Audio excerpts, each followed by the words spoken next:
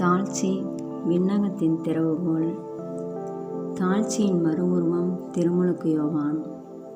திருமுழுக்கு யோவானின் தன்னடக்கமும் தன்னுணர்வும் மெசியாவை பற்றி சான்று பகரும்போது தன்னை மணுமகனாக காட்டாது அவரது அருகில் நின்று சொல்வதை கேட்கும் தோழனாக மகிழ்வோடு அவரது செல்வாக்கு பெருக வேண்டும், தனது செல்வாக்கு குறைய வேண்டும் என்கிறார்.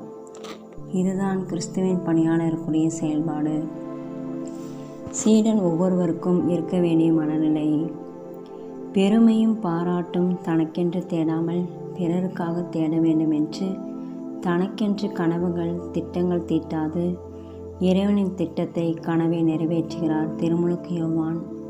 இன்றைய நாளில் திருமுழுக்கு யோவான் தான் யார், தன்னுடைய பணி என்ன என்பதை தெள்ளத் தெளிவாக தன்னுடைய சீடர்களுக்கு மீண்டும் அறிவுறுத்துகின்றார்.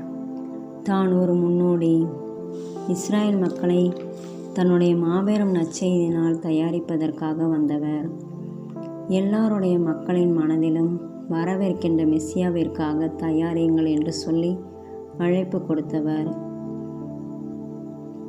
என்பதை மீண்டும் தன்னுடைய சீடர்களுக்கு நினைவுபடுத்துகின்றார். திருமுழுக்கு யோவான் உண்மையிலேயுமே தான் மெசியாவல்ல என்பதை இன்னும் வெளிப்படையாக வெகு விமர்சனையாக எல்லாருக்கும் அறிவிப்பதை இன்றைய நற்செய்தி நமக்கு சொல்லித் தருகிறது.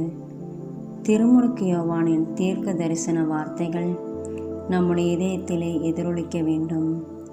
நம்முடைய அன்றாட வாழ்க்கையில் அது எதிரொலிக்க வேண்டும். இயேசு நம்முடைய வாழ்விலே அதிகரிப்பதாக இருக்க வேண்டும். இயேசுவை முதன்மையான குறிக்கோளாக நம்முடைய வாழ்க்கையில் வைத்து கொள்ள வேண்டும்.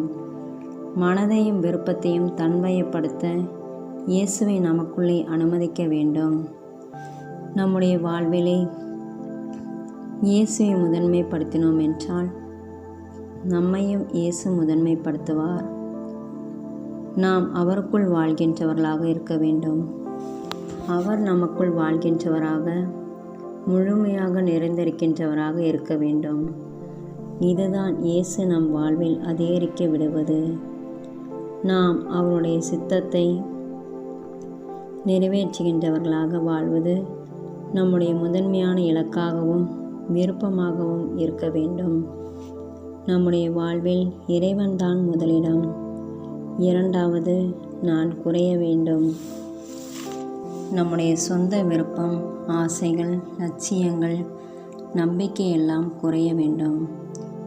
நம்முள் இருக்கும் சுயமெல்லாம் கரைந்து போக வேண்டும்.